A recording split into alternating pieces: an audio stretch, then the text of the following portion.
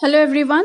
So here we are going to start the second part of the chapter solids, liquids and gases. So let's start with the topic solution. So what is solution? So a solution is formed when two or more substances are mixed together in such a way that they are evenly distributed. Now how the solution is formed? Before that we need to know about solvent and solute. So what is solute? The substance that gets dissolved is called solute. Next, what is solvent? So, the substance which dissolves the solute is called solvent. And the solvent and solute dissolve together and form solution. For example, when we mix salt in water, salt breaks into smaller particles. The salt molecules fill the empty spaces between the water molecule and form the salt solution. So here salt is solute and water is solvent. As salt is said to be soluble in water, thus they form solution. Next is miscible and non-miscible liquids. First one is miscible liquids. So when two or more liquids dissolve in each other completely, then they are called miscible liquids. For example, milk is miscible in water. Next is immiscible liquids. Means when two or more liquids do not dissolve in each other, then they are called immiscible liquids. For example, oil and water does not mix together, so they are immiscible liquids.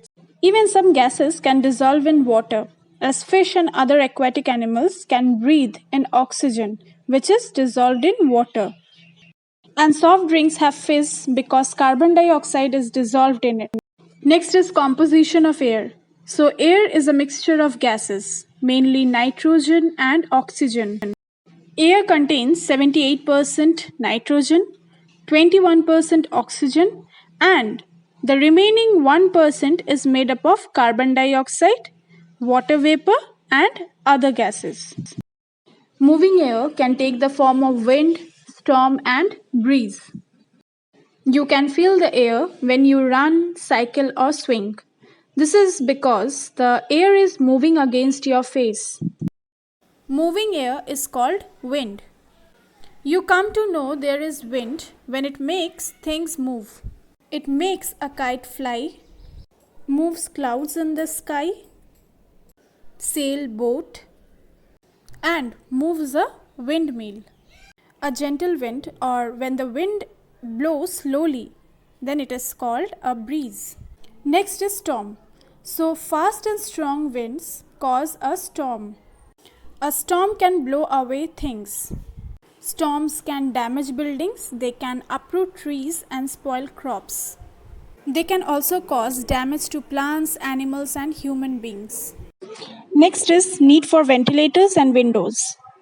As we all know, over the last few decades, we have increasingly left natural light and fresh air out of our lives. Man now constructs buildings with no windows at all. Many schools have classrooms with no windows, and children are studying in artificial light and artificial ventilation. And research indicates a lower level of academic performance among children who learn in these conditions. There are office buildings where people work all day under artificial light, breathing artificial air, and go home feeling totally drained and irritable. During warm periods, opening your windows is the easiest, cheapest, most effective, and environment friendly way of cooling your building, with cross ventilation offering the most effective solution. Yes, electrical sources of cooling like fans, air coolers, air conditioner are becoming the need of the hour due to rising intolerance to heat in today's generation and partly due to global warming. But still, conscious efforts should be made to spend a little time in fresh air and sunlight and to let sunshine and fresh air enter your houses, offices, and buildings.